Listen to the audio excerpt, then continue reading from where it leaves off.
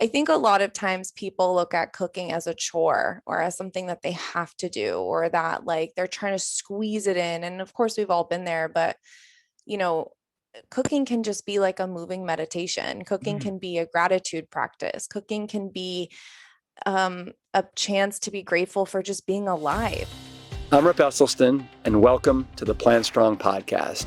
The mission at Plant Strong is to further the advancement of all things within the plant-based movement. We advocate for the scientifically proven benefits of plant-based living and envision a world that universally understands, promotes, and prescribes plants as a solution to empowering your health, enhancing your performance, restoring the environment, and becoming better guardians to the animals we share this planet with. We welcome you wherever you are on your Plant Strong journey, and I hope that you enjoy the show. Hello, my Plant Strong pomegranate seeds. I love pomegranate seeds. I want to welcome you to another episode of the Plant Strong podcast. I'm Rip Esselstyn. Thank you so much for joining me. Can you believe that we are already rounding the corner to spring? Spring break is upon us. I literally cannot believe how fast 2022 is ticking by. It is phenomenal. Speaking of phenomenal, today I'm going to take you on a very powerful healing journey. My guest is Bailey Ruskus. At the tender age of 11, she was diagnosed with endometriosis that left her in tremendous amounts of chronic pain, constantly dosed up on multiple medications. And she got to the point where she had exhausted all standard treatments and turned back to the only thing that she really knew and understood, and that was food. And that's because Bailey, who goes by Chef Bai, is also a classically trained chef from San Francisco's Le Cordon Bleu. She spent years deep in the grind, working 65 to 70 hours a week until her body just simply collapsed. Nothing about her lifestyle was sustainable until she went back to her food choices and began to study the true healing power of plants. And she literally had to unlearn what she had learned in culinary school. Today, at the young age of 30, she is plant strong, off all meds, feeling vibrant, and is the author of the best-selling book, Cook, Heal, Go Vegan. Today, we're going to go behind the scenes on this chef's life, including her favorite spices, flavors, and meals from her cookbook, as well as tips on how you too can start to heal your body. Cook, Heal, Go Vegan is your guide to plant-based cooking for better health and a better world. Welcome, Chef Bailey Ruskus. Today, I have a chef, another chef. She actually came out, was it your first book? It was, Okay. yes. She came out with her first book called Cook, Heal, Go Vegan in August. And she sent me a copy of the book, which you can see right here. Look at it. It's absolutely gorgeous. You would not believe every recipe has a full page photo. It is absolutely, I want to eat it right up. And then you also sent me this really wonderful, nice handwritten note with a little gift bag. So absolutely kind of you. And you say, Rip, you have been such an inspiration to my team and me over the years. Your TED Talk blew my mind long before I was vegan myself and helped me change from being a classically French-trained chef to a plant-based chef.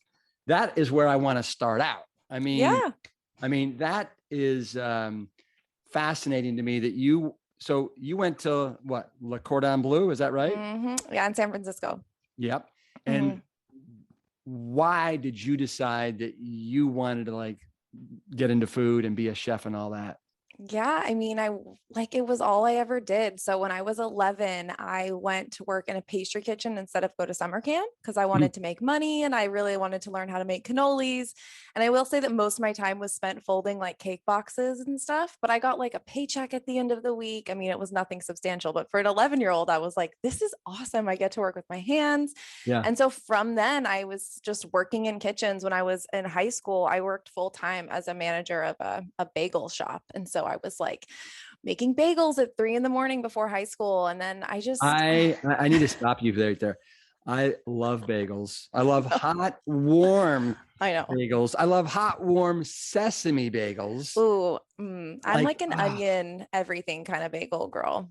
well, I also like jalapeno bagels. And I didn't until I Okay. got down to Austin, Texas. And then Oh, I yeah. learned to love the jalapeno bagels. At first, I'm from Cleveland, Ohio, and I'm like eating, or I see the coach of the swim team brought this big thing of bagels and there were jalapeno. I'm like, is that a joke? Is that real? Is it a joke? Why would anybody eat a bagel with a jalapeno? And now I like love them. But It's so okay, good. Yeah. so you worked at a bagel shop. I worked at a bagel shop and I was honestly like such a partier in high school. I had a 1.7 GPA. I just like didn't really care about like the traditional school system. I wasn't into like the politics and the social aspect of school. I was just kind of a weirdo. I just did my own thing. I liked to work. I liked to party with my friends who were older in college.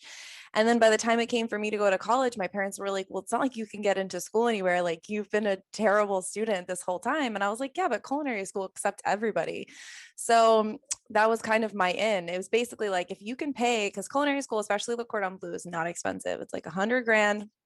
And they're like, all right, well, if you want to take out the loans and do it, then do it. And so I did it. I didn't know anyone in San Francisco. I had never even been there. I was just like, let's go. So right after high school, I moved to San Francisco and went to Le Cordon Bleu. And What was that experience like? Was it more than you thought? Was it less than you thought? Was it a it good? was, I didn't know what to think. I grew up in Colorado. So I grew up in the kind of the country, like 20 minutes outside of Boulder. And so moving to a big city, I was just ready to adventure. I was just like such a wild child that I just needed something different. I always used to say I was like a city girl raised in the country. And so I finally, I don't know, it was great for me, but it was also different for this aspect of that. I didn't really feel like I belonged there, like there was just part of this like French intense chef, like ego driven kind of way of making food that it was really hard for me to get through the whole thing because I just didn't really resonate with the entire lifestyle of what, being an executive chef of a restaurant is. And so I bounced around restaurants looking for kind of my place. And then I ended up just kind of starting my own business as a private chef, trying to be like doing something else other than what everyone else was doing because it just didn't seem healthy, like, Well, so you went. So how long is your education at Le Cordon Bleu? yeah. So it's really intense. It's like 2.5 years, but you basically, the way that it's structured is it's like 6-week classes where it's a full-time job basically. So it's 5 days a week, 6 to 7 hours a day. And then you finish the class, you have to like pass that class and then you move on to the next class. So it's basically, I tell people like an episode of Chopped, like every single day. And you're just proving yourself over and over and over and over again and refining your skills. So, um, in reading the intro to your book, Cook, Mhm, Heal, and Go Vegan, I noticed that after I think Le Cordon Bleu, mhm. you were in San Francisco for like 6 years, and then you said that you kind of hopped into the hamster wheel and you did a fair amount of suffering, Yes. right? And Yeah. I love to hear you talk about, the suffering that you went through that then I think led you to to the healing process, because Mhm. your dedication of your book, you say, is for anyone who has ever been told they can't heal, and for those who tried anyway. I think that that's really cool. Yeah, I love that. I love that dedication. It just came to me like literally 2 seconds before my manuscript script was due. I was like, what am I going to say? And then it just hit me. Yeah, Yeah. so I have endometriosis and I've basically had it since I was 11. I started my period like very, very, very young, which I know now is because of all the food that I was eating. And yeah, I just was in a constant pain cycle from the time I was very young. Like the first time I got my period, I thought I was dying. My parents were like, does she need to go to the hospital? And then kind of that typical rhetoric that most women hear is like, oh, painful periods are normal. Like you need to toughen up. Like here's like, I was put on birth control when I was 11 Mhm. and going to Le Cordon Bleu, I think, that lifestyle just kind of like made my body downward spiral. I was hanging on by a thread, just kind of living with chronic pain, not really realizing I was living with chronic pain. As I was told, this was just normal.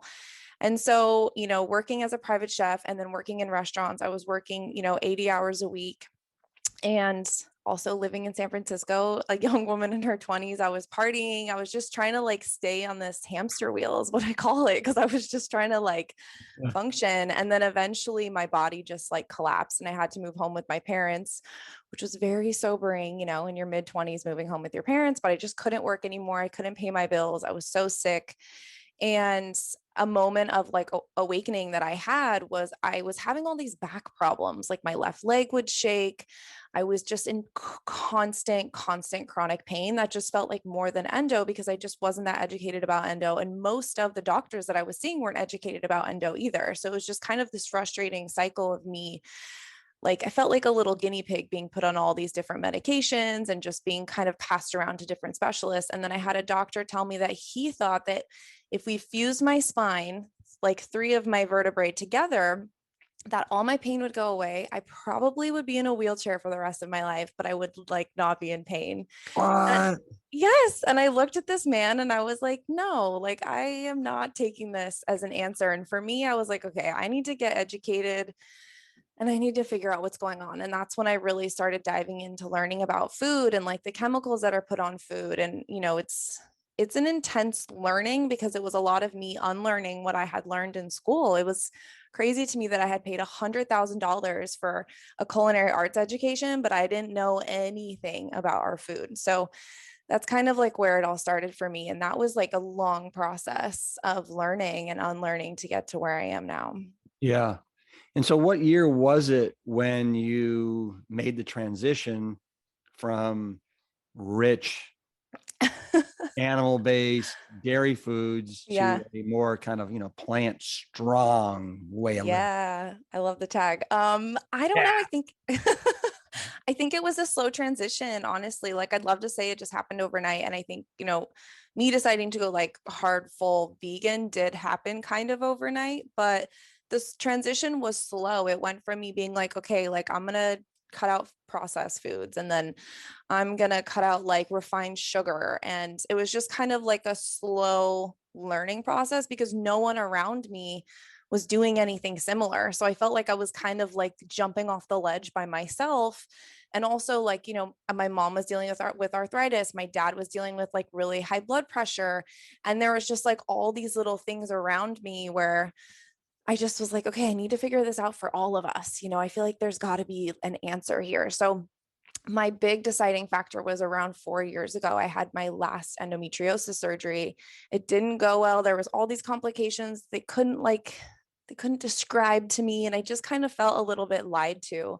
And the only thing that I hadn't tried was going like full vegan, plant-based, whole food plant-based, no cheats, like no cheese board here and there, or like, have sushi once in a while or whatever. I was like, you know what, I'm just going to go all in. And for me, it was really hard for me because I'm a French trained chef. So I was like, I loved brie cheese and Gruyere. And like, I really like, I validated my chefness with that, if that makes Mhm. sense. And so my husband actually was the one that was like, this is ridiculous. I can't watch you suffer like this anymore. We're going vegan. And my husband's from Chicago, Midwest. He's like an athlete. And so him going vegan just like shocked his entire his entire family. Like everybody was like, what is happening? We went vegan 1 month. I felt so much better. I was able to recover from my surgery. And then within 6 months, I was off like all my hormone replacements, all my prescription pills, no more painkillers. Like I was a completely different person. And just Wow. everything And changed. how long had you been living with, the prescriptions, the painkillers, the hormone replacement, all that stuff? Since I was 11 Since you were 11. And so 11 until what? How old? until 25. Wow. Hmm. That's a good 14 years there. I know. And it's when I learned about birth control too, it was like my body had never actually been on a normal menstrual cycle because the birth control is just, they call it like a pill bleed. It's not even like your own body, your own hormones going Wow. through a regular cycle. It's just kind of like a fake cycle, if that makes sense. And so my body was actually starting to like mature and develop and do all these things that it should have been doing when I was, when I was younger. So yeah, it was an intense detox though, like detoxing off all the hormones. So for people that don't know, can you describe what is endometriosis? Yeah. So endometriosis is, I mean, they're kind of bouncing around like what they would qualify it as, whether it's like an inflammatory disease or an autoimmune disease. It's very under researched, but it's being more researched now. But it's where the endometrial lining that's supposed to only be on the inside of your uterus is also on the outside of your uterus. And it's like very similar to the same kind of endometrial lining. So when you have your cycle, it basically sheds and creates adhesions and cysts, and the cysts can grow and they can burst, and it's really painful. And they're now finding that the endometriosis can spread to your lungs. They found it on the spinal cord of some women. Like it's growing out of control. And I actually just talked to Dr. Clapper on my podcast, and he was talking a lot about like the high estrogen that's in dairy now and how it's like causing things like endometriosis and PCOS to just kind of get out of control. So yeah. yeah. And tell me, if you have endometriosis, does that mean that you have the ability to get pregnant? So it's interesting that because I've been talking about this a lot lately. So they've said no my whole life. They're like, it's going to be really hard for you. You should have a different plan. When I was 11 years old, they're telling me that I'm like never going to be able to have kids. So don't even think about it, which I think is why I've become super career motivated. Mhm.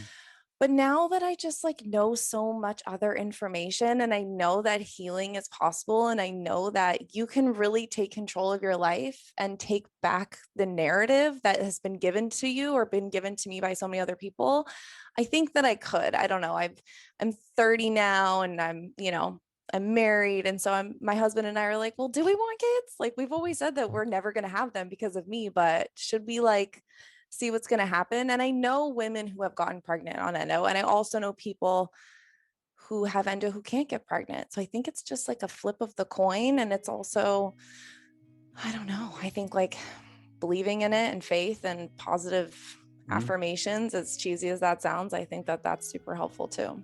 Mm-hmm. We'll get right back to Chef Bai, but I wanted to share a fun and lighthearted comment from YouTube after my recent interview on the Rich Roll podcast. This listener first heard my interview, probably 4 or 5 years ago when I was on Rich's podcast, and he was encouraging me to go after the world record in the men's 200-meter backstroke, and then heard that I had said it in my follow-up conversation that I had with Rich in January. So he goes on to say, "Congratulations on your world record, Rip. I'm 59 years young now too. When I was 15 to 17 years old, I swam for the team in my small town. I was never great at it, but it sure got me in great shape. To give you just an idea, my team swam in the town pond because we never had a pool. We had tadpoles in there with us, and the water was so murky they had to paint plywood either white or bright yellow at the ends of each lane. Fun times. I'm just a couple months into serious plant stronging. You, Rich, your dad, and the whole Esselstyn family are a big part of keeping me motivated. So yes, I applaud you for your success. Bless you and your family." I can't even tell you how much I and the whole Plant Strong team love reading comments like these on all of our channels. Thank you to all of you who take the time to share what the Plant Strong show means to you or how learning about the lifestyle has impacted you personally. We read each and every one of your comments, so please take a moment wherever you listen to like, subscribe, or follow our show so you never miss an episode. Our team works passionately to create resources that will help keep you on the Plant Strong path. As an example, our Plant Strong meal planner. Perhaps one of our most powerful tools, the meal planner is packed with hundreds of our favorite whole food, plant-based recipes that follow all of our guidelines, and your membership allows you to curate a personal collection of menus so your family favorites are always at your fingertips. We also have this integrated grocery list that makes shopping an absolute snap, and our meal planning experts are on hand 7 days a week to answer questions, to chat about food. You can save $10 off the annual membership with the code PLANTSTRONG, one word. Simply visit mealplanner.plantstrong.com today. Okay, let's get back to Chef Bai. I'd love to dive into some food. Yeah. So my favorite thing. Yeah. So I'm just going to start by asking you this. So you've been like into food since you were 11-ish. Mm-hmm. Do you ever get sick of cooking? Yeah. Okay. All the time. Okay.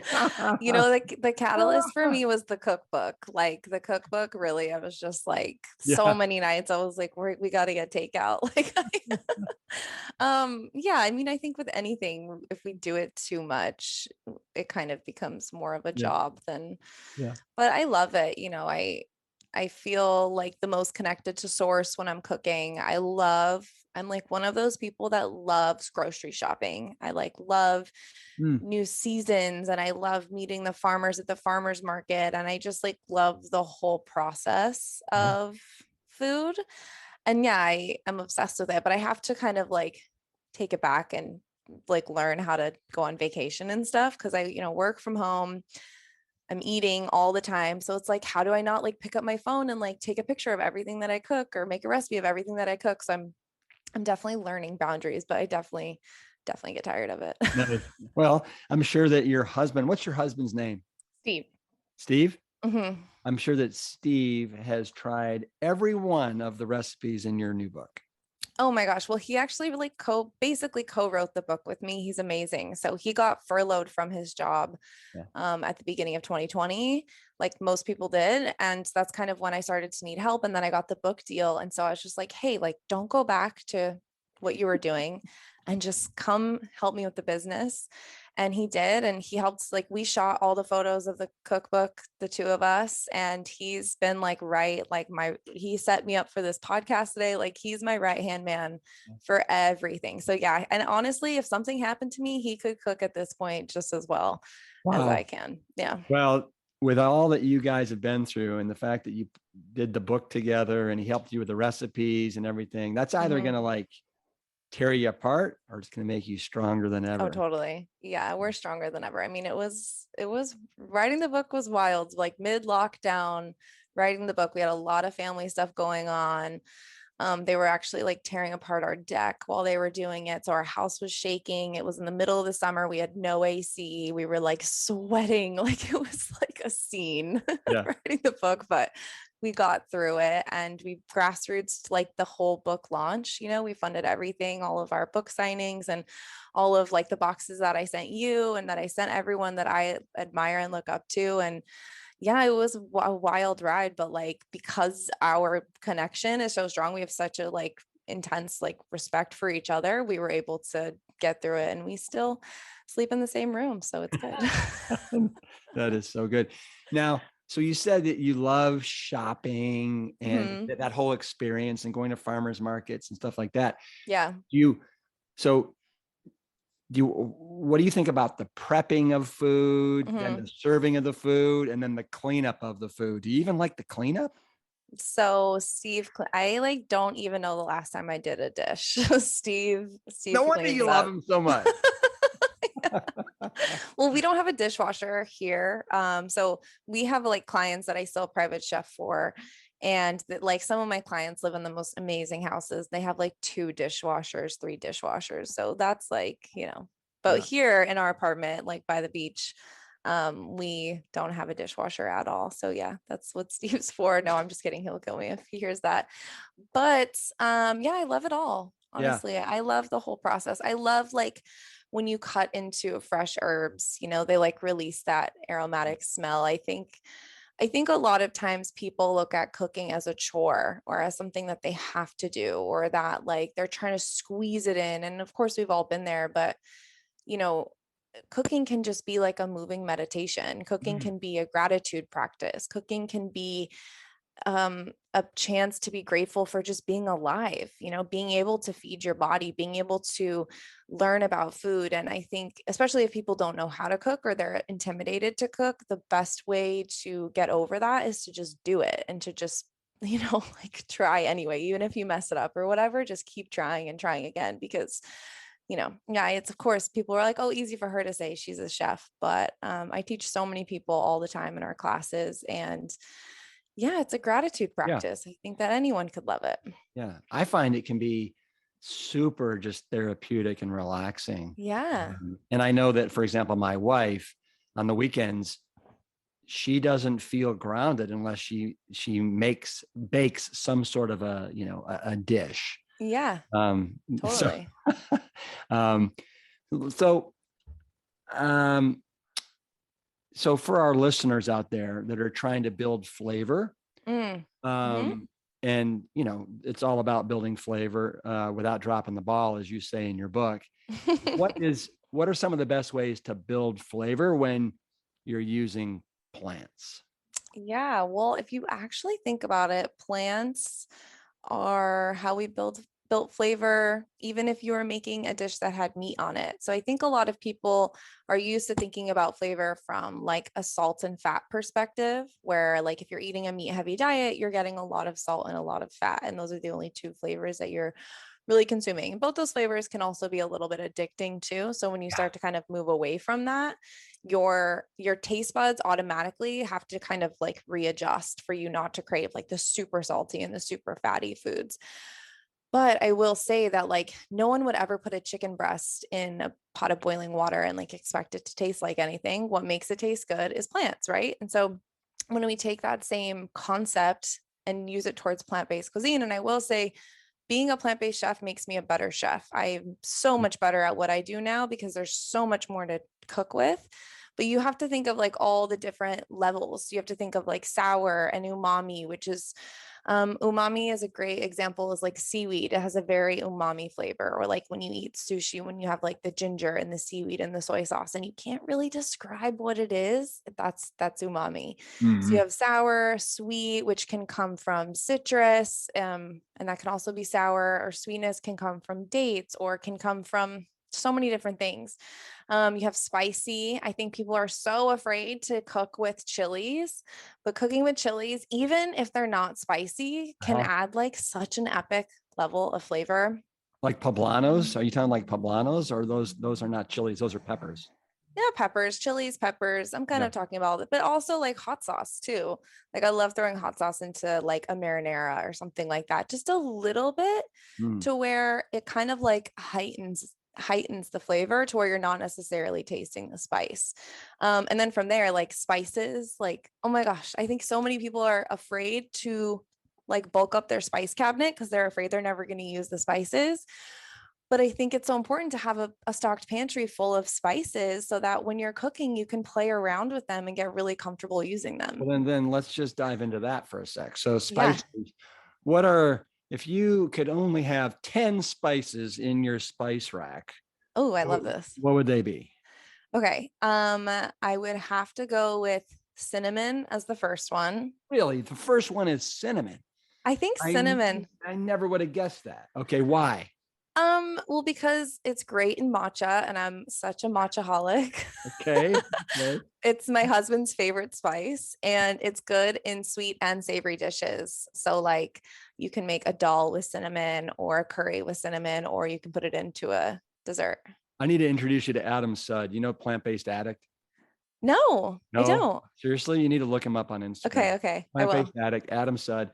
He literally, and I'm not joking, he will put a quarter of a little container of cinnamon on his oatmeal. Yeah, that's literally my husband. He's obsessed. It's crazy. I know. God. I can just do a little. So I like cinnamon. My second one would be granulated garlic. So Ooh, granulated. So granulated, huh? Okay, yeah. yeah, so granulated garlic is actually better than garlic powder because it's not like ground to such a fine powder. So it caramelizes better. So it's just a Ooh. much better cooking thing than No garlic wonder I powder. just intuitively liked the granulated. I didn't know why. Okay. That's why there's a reason behind it. And it actually has more garlic aroma. So it's just garlicky. And I love garlic. So that would actually probably be my first one. Let's be real. And then I would do cumin and coriander. Well, so is that 3 and 4, or are you combining those two? 3 and 4, four Okay. and three, whatever. The two of Right. them together are a match made in heaven, though. So whenever you're cooking like Mexican food, you gotta have cumin coriander together. Nice. And you can do cumin seeds and coriander seeds, and you can like grind them up if you want, or you can just do powder, whatever Mhm. works. So yeah, Mhm. so we've got, and then I would probably What do say you two. do? Do you do the seeds or the powder? Depends how lazy I am. Okay. Okay. Okay.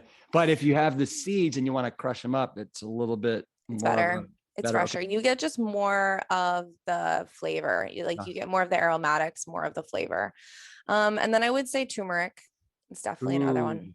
And is that because of the the health benefits, or is that because you actually like what it does to your food? Yeah, multiple things. So I think turmeric is great for making things yellow. So like if we're doing like Migas a especiales. yeah, like whatever. If you want to make Okay. something yellow, it's great for that. I also just love making curries. So a curry without turmeric just tastes off. Like there's something just off about it. And also the health benefits of turmeric too. I buy like huge bags of turmeric and put it in whatever I can. So Yeah. You know that Dr. Michael Greger snorts turmeric every morning. no, he doesn't. No, I'm kidding. I'm kidding. I just had him on the podcast too. Did And you? yeah, he's on like a treadmill. So a treadmill as we were Of talking. So course he was. I wouldn't be surprised if he would do something. No, but he's such a fan of turmeric. I wouldn't be surprised if he's snorting it in the morning. But Yeah, right. I know. I feel like that would hurt. uh, Oh my gosh. yeah, Yes. okay. Turmeric's So a good one. So how many is that? that's 5. You got 5 more to go. That's five. Okay. Are we including like herbs or are we just doing spices? No, you can do herbs in there. Absolutely. So you don't even have black pepper in there yet. And you even talk Not about yet. that in your book. Yeah. Well, black pepper, I feel like salt and pepper are just a given. Okay, okay. Well, I'm Those you just have to. That's like you but can't even, it's like you don't even have a working stove if you don't have but salt and black but, pepper. but then there are they 9 and 10 then? Okay, so salt, I really like to use pink Himalayan salt. I think um it makes the food taste very specific in a way that I really like. And I think a lot of people who taste my food to say it tastes like different than anything they've ever had. And I think it's because I use pink Himalayan salt. What's the Um, difference between pink Himalayan and like a sea a, salt. a magenta Korean salt? I'm just making stuff up right now. Oh, I was Just like, I don't know. Well, pink Himalayan salt comes from like big, like, salt blocks, like pink Himalayan. yeah. They're like mined. I actually don't know how sustainable it is, but I get like huge things of pink Himalayan salt.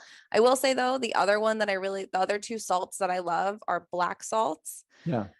I love black salt because it has that sulfur eggy flavor. So I put black salts in like fried rice or what else? Like on top of avocado toast. Does it have a little smokiness to Yeah, it it's as like well? sulfury and smoky. It depends where you get it from. So I Yeah. love the black salt from Hawaii because it comes from like the lava. Mm, So it's really nice. It has like so it just depends. It's sourced from all over the world. So wherever you get the black salt, it will have a different flavor, which is really nice. okay. And then I also really love flaky sea salt for desserts. Okay. Okay. I love a good flaky sea salt moment. Okay. So we're at 6 now because I'm including the salt.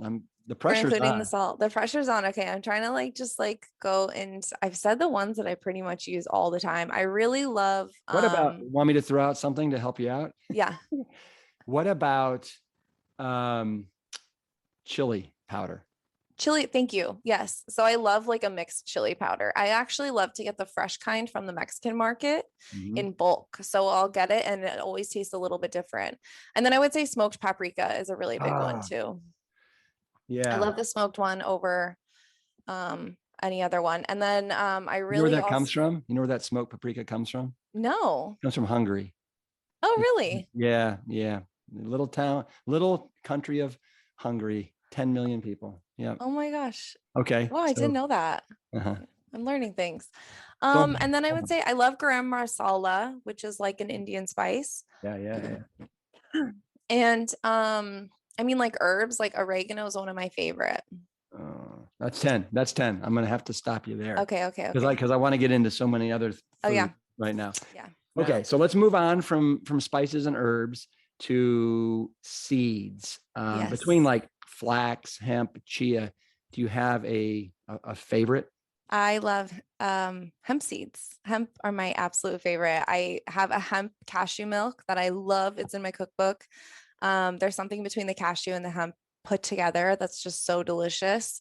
And I feel the best after I eat hemp seeds. They're so high in protein. They're pretty like nutty in flavor. I also put them in my walnut parmesan too. I really love I that. was just gonna ask you about that Yeah, it's so good. because I'm literally staring at it right now, and your ingredients are walnuts, hemp seeds, nutritional yeast that didn't make the top 10 list on your spices. Yeah, I could take it or leave it. Okay, well, list, golly, look at that. And then you got garlic powder and you got salt. But that walnut parmesan sounds like that is an essential item in a Oh. plant strong kitchen. Oh my gosh, I put it on everything. It's so good and it lasts forever just in the dry storage, which I really like too.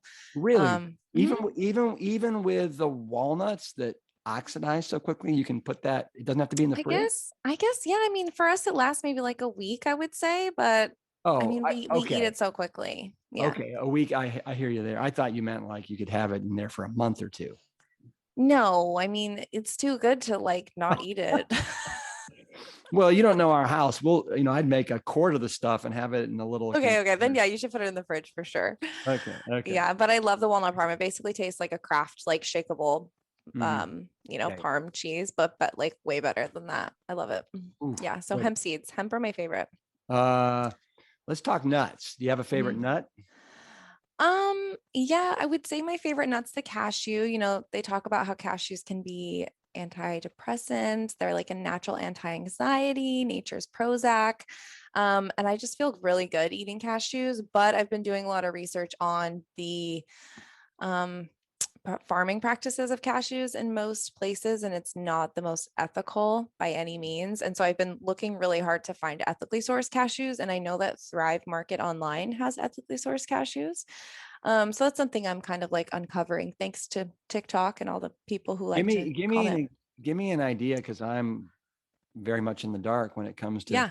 ethically sourced cashews. Where are most cashews like grown, and what's Mhm. the abuse that's going on there? So from what I understand, so cashews are grown in warmer climates, and a lot of cashews that are come from India. And there's this, it's like this poisonous kind of outside of the cashew that can burn your skin. And so a lot of the workers in India are actually, it's kind of like a slave labor, from what I understand. And it's actually really harmful because their skin gets burned. It can burn their eyes. It can cause people to go blind if it's not done in like the proper way. And so that's something I'm learning about, is how like 80% of the world's cashews come from India from these practices. And since I use cashews in so many of my recipes, I'm kind of like wishing I knew this information sooner. Yeah, Yeah. no, that's really good to know. What about nut butters? Do you have a favorite Mm. nut butter? Yeah, I just love like a really good homemade creamy almond butter. Like there's nothing better than that. Cashew butters, of course, like cashews. But yeah, like I'm literally staring at a fruit bowl right now that has almond butter on it, but I just love it. Especially homemade almond butter. There's nothing better than that because all the like the natural oils of the almonds get like slowly roasted out and then you Yeah. blend it. Yeah, Um, super good. I'm just like a peanut butter guy.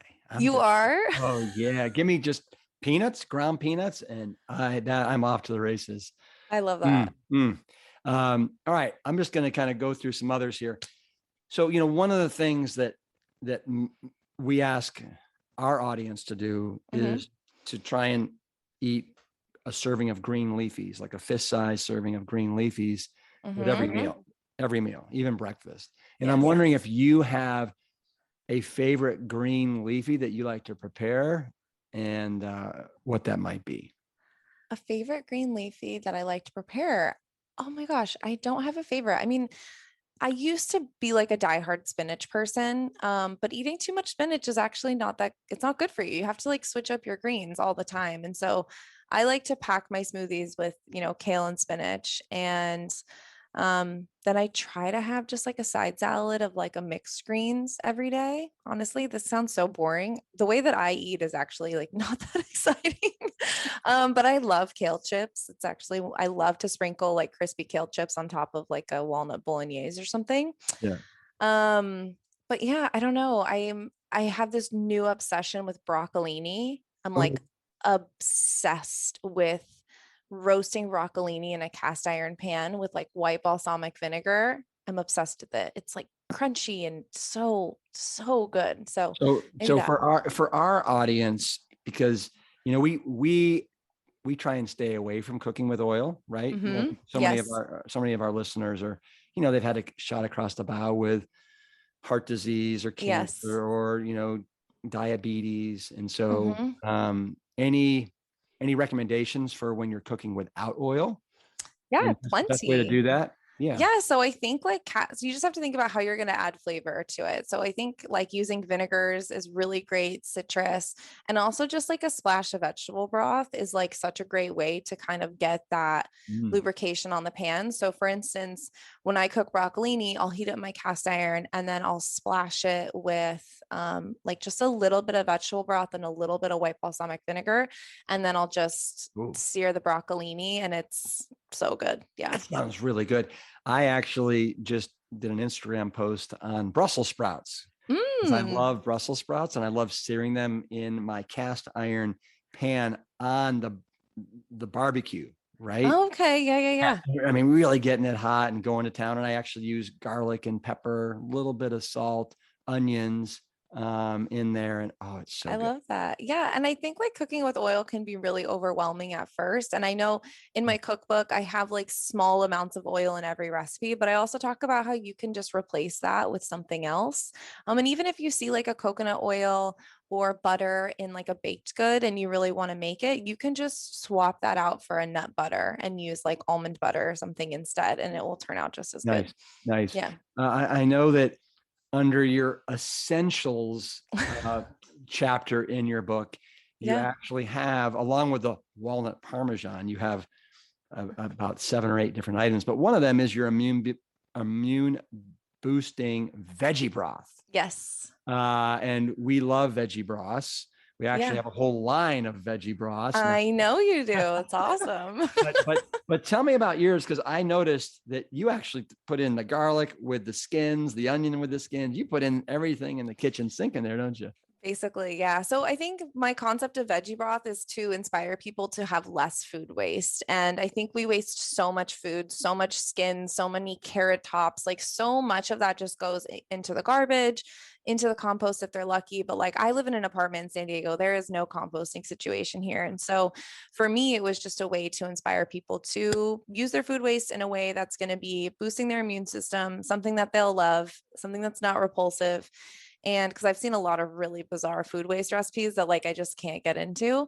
But a vegetable broth is really easy. You just save all your scraps. And I would avoid using like broccoli or cauliflower, any of the oh my gosh, I can never say it. Cruciferous. Yeah. Cruciferous, thank you. Yeah. The Yeah. cruciferous vegetables because they make a stinky broth. But other than that, I would just add everything in the kitchen sink in there. And you Do you can ever put beets into your broth? Not really, because it will change the color so much. So depending on then I'm like stuck with this pink broth. So What like about a no. golden beet? A golden A beet? golden beet, yeah, I do put golden beets, like the skins. I'll wash the skins and I'll put them in. And I actually have gotten really into using butternut squash skins Oh, in my broth. It's so good. It makes it just like a little bit sweet. It's super good. Yeah. I like that. hmm Do you have a favorite squash that you like to make?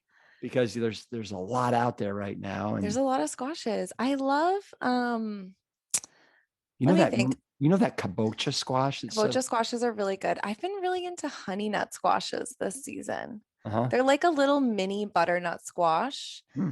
I love them. And they're kind of hard to find. I just kind of started experimenting with them this year. I actually have a recipe on my blog that's basically a roasted honey and caramelized honey nut squash that has a salad that's like a vegan feta, pomegranate seeds, and mint on the top of it. Super good. Yeah. I It's I've never heard of honey nut squash. I've heard of honey nut Cheerios, but I've Yes, never- it's new. They're like little, they look like little mini butternut squashes, but they're more brown. So they're like more of like a goldeny brown color instead of more yellowy orange, like Huh? the typical butternut. Yeah.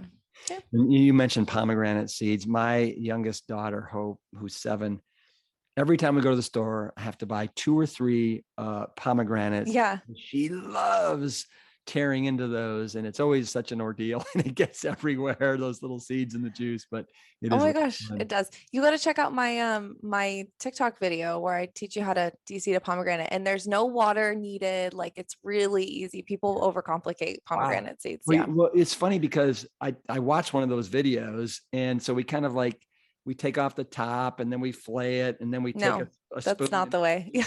we hit the seeds, and they're going all over the kitchen. That's so funny. Yeah, All right, there's a well, million ways. all right, I'm gonna check it out. I'm gonna go. Yeah. Where do I go if I want to check that out? Yeah. What's your handle?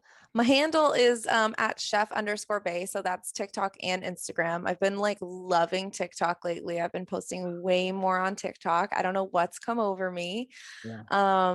But yeah, I mean, TikTok actually helped the book become a bestseller overnight. When I had a video go viral and people just freaked out over it. And all of a sudden I just like got all these notifications that like my book was a bestseller in all 4 categories on Amazon, and it held there for like a couple weeks. So Really great.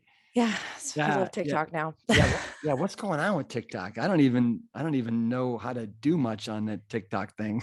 TikTok is the easiest way for creators to grow. I think that Instagram's algorithm is just not, I don't know. I think for Instagram, you really have to pay to play.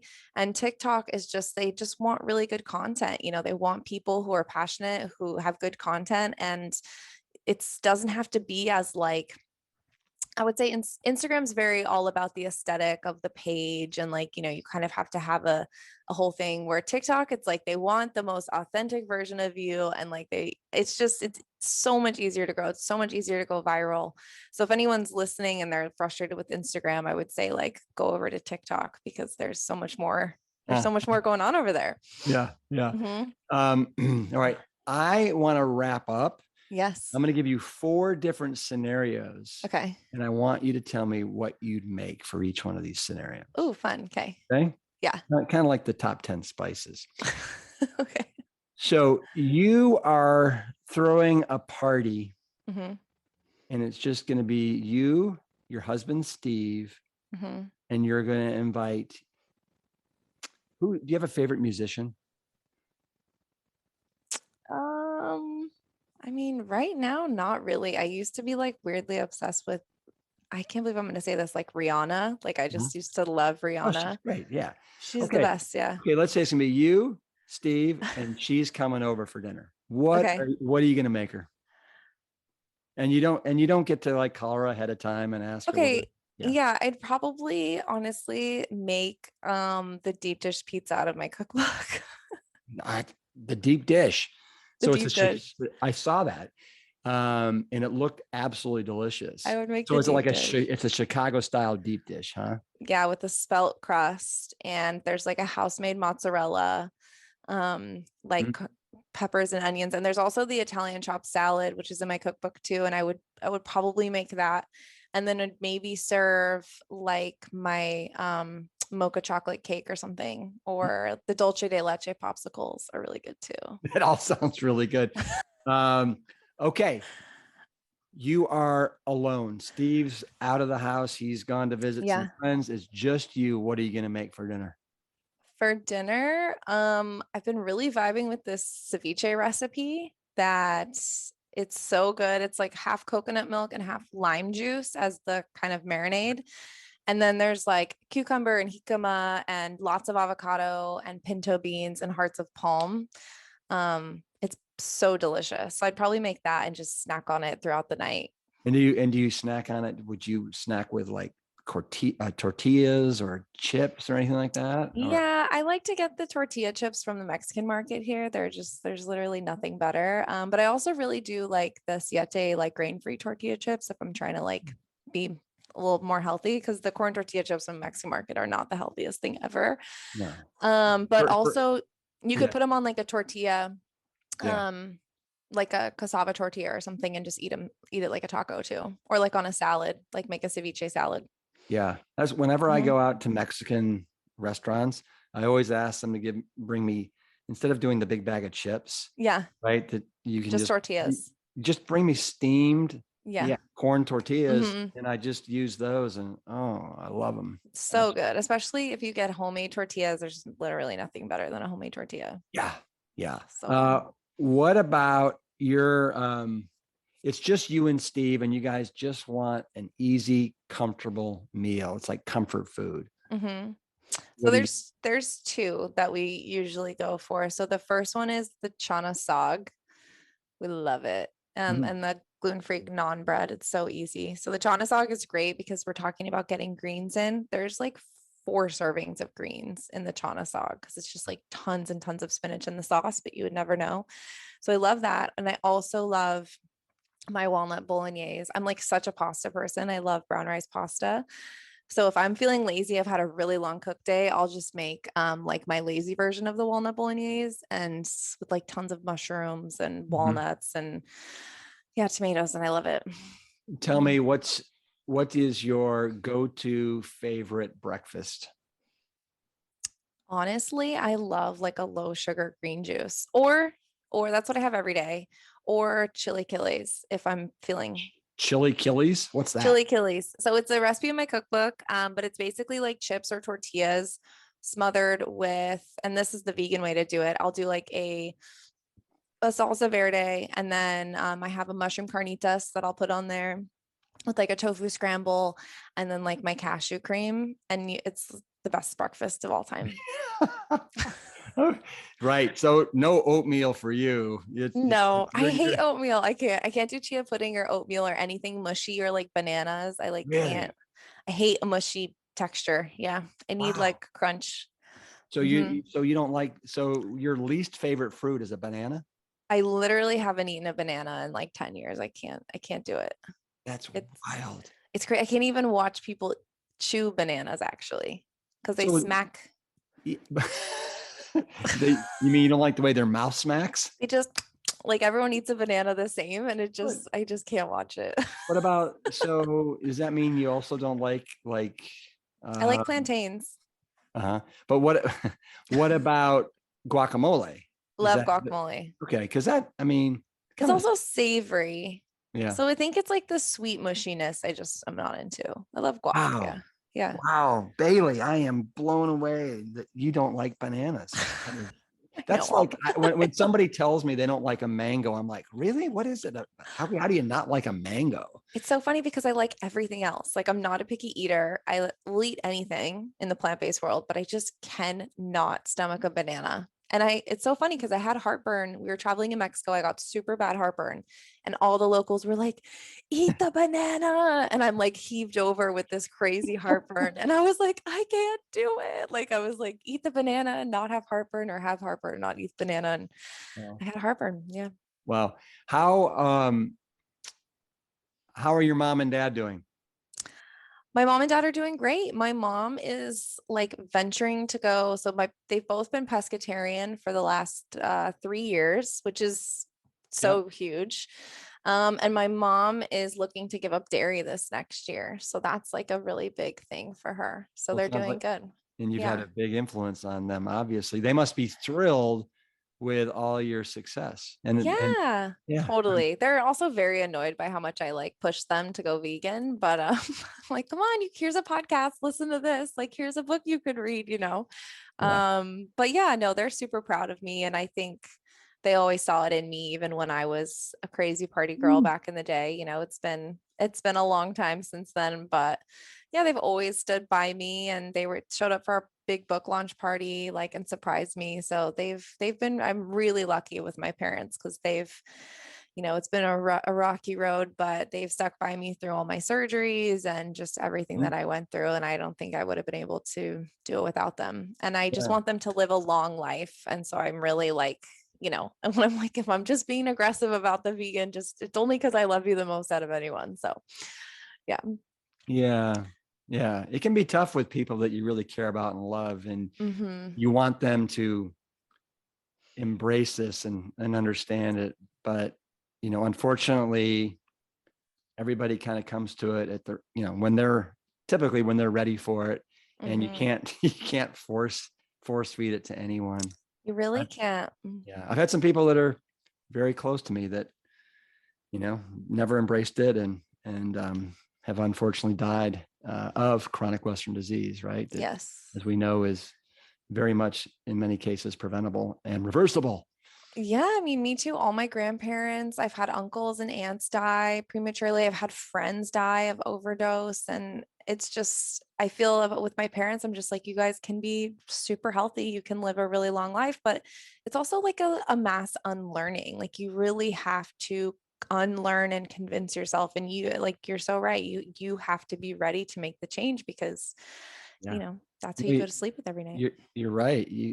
There's a certain deprogramming that is necessary. Yeah. And there's all these excuses. Oh, well, I deserve this. Or, oh, well, this is fine. Like, I mean, if you think about it, like Got Milk was an advertisement in every single school, like is the only allowed advertisement. Like we were literally programmed and trained to think that this stuff was good for us. So it's so much unlearning. And, I'm obsessed with the food and I'm like so involved, but it's just part of their life. It's not their whole life. So Yeah. yeah. I'm just gonna, as we're shutting down here, I'm gonna Yeah. read something that you wrote in your book that I really like. You say, the reality is we don't need a few people doing it perfectly. We need millions and millions of people trying their best and doing it imperfectly. In regards to people basically going vegan, plant-based, however you want to, Yeah. refer to it.